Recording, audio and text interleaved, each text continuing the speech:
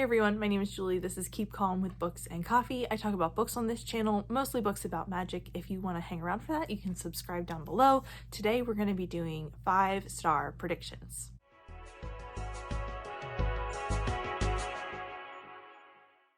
So today I'm going to be talking about 5 books that I think could possibly be 5 stars for me.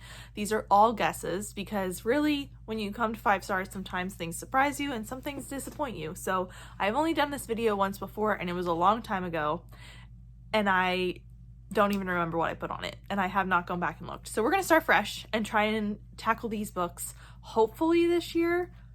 We'll see. It's January, so I have put a lot of potentials on my TBR for the entire year. And some of these are on that list and some aren't. So I'm adding 5 more to TBR for the year. We'll see if it happens. So let's jump right into it. The first one I have here is Year of the Reaper by Mackay Lucifer. This is a high fantasy book. It's a standalone, and it really took me by surprise last year when I read the first chapter of it for my year-end review project. This absolutely grabbed me, and I didn't even really know what it was about. Still kind of don't, because I don't read descriptions of books very often, but this just sounded like the first chapter grabbed me, had me totally invested, and I was really interested.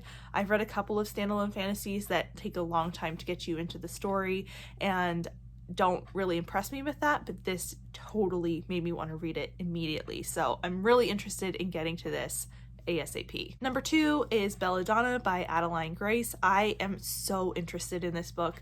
The premise really grabs me about the girl who, has been through a lot of different homes because everyone dies following her, and she has this inheritance that she's coming into, and then the mysterious family that she has moved into with now, and her having some kind of relationship with death. That's always like a buzz idea for me. So this sounds really, really interesting. Again, the first chapter grabbed me when I read it last year for the project, and I am so interested in checking this out. It's also beautiful both inside and on the front cover, so I'm really interested in this one, and I'm hoping it's going to be a 5 stars. Next up, we have Angeline Boulet's sophomore novel of Warrior Girl on Earth. I believe this is somewhat related to her first book, Firekeeper's Daughter. It might be in the same world. I think we might have some mentions of our original characters from Firekeeper's Daughter, but we're following a different character, and she is taking on the task of looking into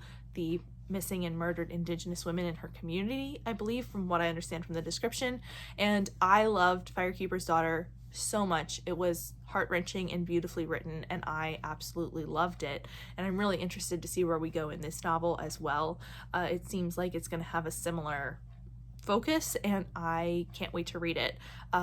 This is definitely something that could blow me out of the water once again, but I'm excited to try it.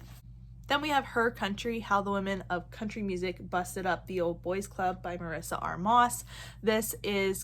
I grew up on country music. I don't listen to it nearly as much anymore, but the country music I do still listen to is what I imagine we're going to talk about in this book, which is mostly the women of country music, and I'm really interested to see how we approach this and what happens and what I learned from this book.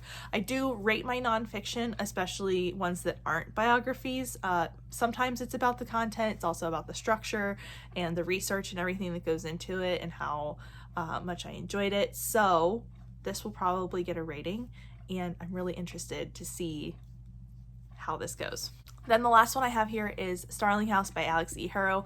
I absolutely loved The Once and Future Witches by Harrow, and I am so interested to see how she tackles this haunted house story, which just sounds so interesting. This book is also beautiful, and I once again want to try to keep up with my Illumicrate books, so I'm hoping to read this year, but I anticipate that this is going to be beautifully written, absolutely so intricately plotted, and I can't wait to see what she does, because this is a standalone, so once again this could either be a big hit based on how she structures it, or I could not like it. So we'll see, but I am thrilled.